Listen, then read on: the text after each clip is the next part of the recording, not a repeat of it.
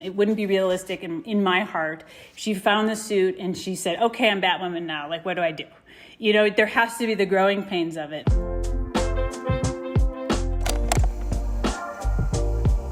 I have to admit, you know, in my panic of needing to change Batwoman, the character, the idea of changing the suit wasn't like on my first or 10th priority list. I was worried about story and character. And Maya Manning, who is our costume designer, called me and is like, well, we're going to change the suit, right? And I'm like, oh yeah, like duh, like she can't be wearing Kate's suit that feels just like, you know, hand-me-downs. So we decided to make a story point of it. When would it naturally occur that you would want to wear the suit?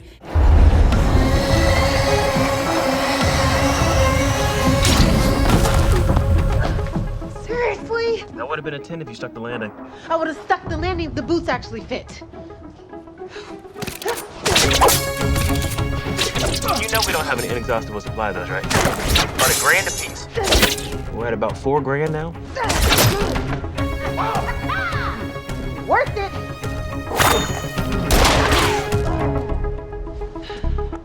The suit's bulletproof, dumbass. Who are you? Batwoman. She comes bursting into my clinic and interrupts me in the middle of a consultation for sort of like a comedy, like a comedic scene like that, an opportunity like that. I always like to just give my partner sort of the grace of surprise that I sort of got on my coverage. So I just started improvising. I was really impressed by her fruit slicing abilities, like top notch. She's so amazing. Ryan Wilder's parole officer. Okay. Hi. Did I just hire Ryan for a bartending position? Yes. Yes. I was very impressed by her fruit slicing abilities. Yeah, okay. Talk to you soon.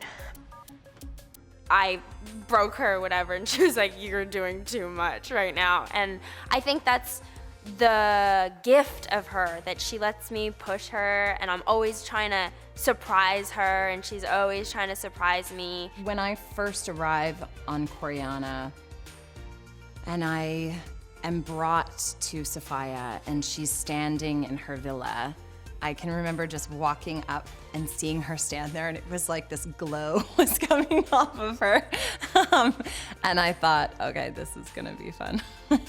For Sophie, it really shakes things up for her because she's only ever known Gotham. So the fact that she's going to like some crazy island, some crazy beach, and it's beautiful, and she's been kidnapped, for her, I mean, this is really, really startling because it's like, you know, what the heck is this? I just imagined her to have a gravitas to her. And when Caroline had spoken to me about casting Shivani, who plays Safiyah in the show, that was it was exactly the word she used, actually, was that she had brought this sort of gravitas and a wisdom and a grounding to the character of Safiyah. You always were my best student. But I'm afraid you've been misinformed. I didn't blow up your sister's plane. Someone wants you to think I killed Kate, when the truth is, I haven't thought about her or you since you left this island 5 years ago. She didn't need to yell. She didn't need to make threats. You could just sense by the way she held herself, the way she was poised, that she's a powerful woman, and you don't mess with her. And she lets her army do her dirty work for her. In real life, she's actually quite a bit shorter than me, as I feel like most people on this show are, except for Megan. But you don't feel like that when she's talking to you. You know, she's probably a foot shorter than me, and she's like telling me off, and it's like you're like wise, you know, although she doesn't look like a grandma, but it's like your wise grandma telling her off. You're like, I'm so sorry. She feels, even though she's the queen of this island, she feels a bit like she's being held captive here herself.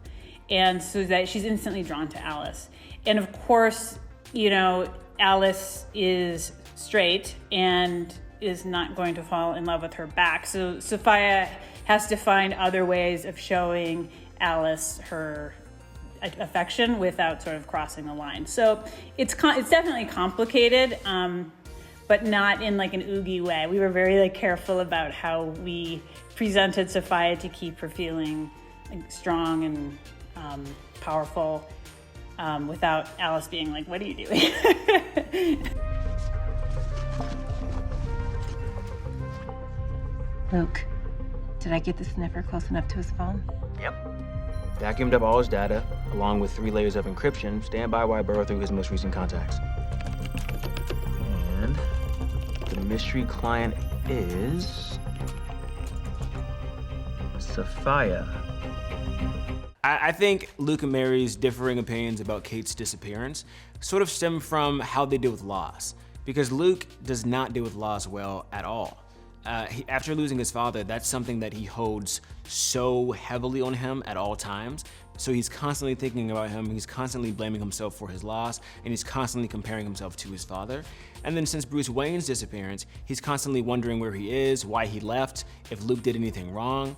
So I think with Kate being gone, Luke cannot emotionally lose another person that he just let get close to him again. Because Mary's a doctor, her sort of shock, triage, it all comes into play. She throws this memorial. She gives people a chance to grieve Kate Kane. And she sort of believes if she can get through it and she can let her go, it'll hurt less. If she could be stronger, right? She comforts him. If she could be stronger, but it's not that way. And she'll learn that as we go on.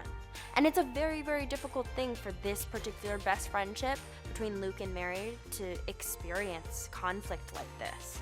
Yeah, so it was actually a lot of fun to basically and essentially kind of be like investigating Tatiana, because she's still trying to be like in her regimented, like, this is business. It's like, wait, okay, I'm on this island, what am I doing, who are you? So she's still, trying to get the information that she can, but she was, of course, very, very confused. You keep trying her, I'll suit up. Oh, and don't kill me, but I made some alterations. To what, the suit? It's not yours. I know, it's Kate's, but if I'm gonna be Batwoman, I'm doing it my way. But the suit is perfect. Have you seen the damn wig? Seeing the new black Batwoman costume for the first time made me literally jump up and down on set. I was like a little kid again. I mean, I clutched my pearls and I gasped. And I was like, wow. I was so astonished. Like, she looks so beautiful and powerful and badass. And I feel like in episode 3, I was able to express all of those things. In the middle of being chased, almost killed, she's like, yes, suit. Oh my God, she gets to celebrate her, which is hilarious. That she loses all sense of danger that she's in. It was really cool. Like, it's funny because we did it in pieces, right? So we did the fitting, and I got to see, I put the pants and I'm like, oh my goodness, like, these pants look great. And I put the top on and the top like grabs me and I was like, oh man, I have like, it gives me posture, And then we were like putting the cowl and the wig on and I'm like, this Shaka Khan hair, like, wow, like, I am my ancestors. That's how I felt when I put it on. Like, I felt proud, like, I still do.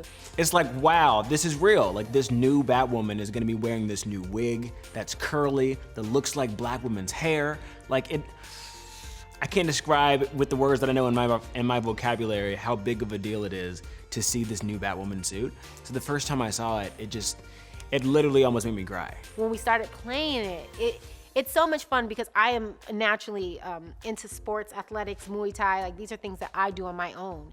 I fight with my hair out all the time. And fighting as Batwoman with my hair out, it's really epic because I think people think it becomes a distraction. Nah, the same way you don't touch a black girl's hair normally is the same way you don't touch Batwoman's hair. Like, it doesn't get messed with. She's still able to do all her skills, all her moves. So it's really fun kind of bringing like that to this,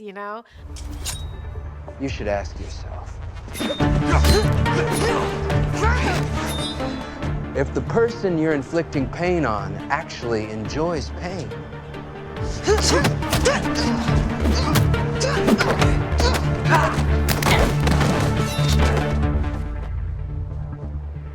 At what point do you just give up?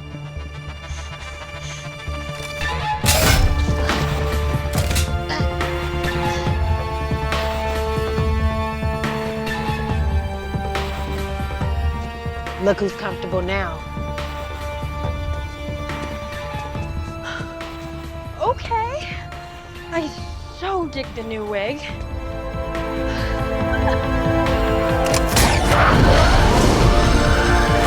Everything just, it's like a perfect culmination of like all of our ideas, like our hair team, our makeup team, our stylist, even my input counted, which was so cool because as an actor, when does your opinion really matter on your character? Like these things are already created. But Caroline Dries was like, no, we're gonna do this together. And I love this new suit. I love the hair. I love the makeup. It's fun. Big decision I had to make early on with the show is Whatever Happened to Kate Kane. It's the title of our episode of season 2. And you know, we could have played it like, okay, she's dead, we're moving on. But also, you know, there's a couple things in play. One, there's this whole bury your gaze trope that I was avoiding. And I know that Ruby was leaving the show, but I didn't want to just kill that character just for the sheer avoidance factor of this bury your gaze trope. So I was put in this position of, okay, if I'm not going to kill her, what do we do with her? And so I wanted to really create a mystery around her disappearance. And so yes, should we trust Safiyah? I don't see why not. I mean, she seems to have Kate's necklace, like, you know, she has proof of life, so to speak. So if I were Alice and I wanted to enact my revenge on my sister and I found out she was alive, I have no reason to, you know, question it, I guess. Especially if it's a woman like Safiyah, who was a mentor to me at one point in my life, telling me so.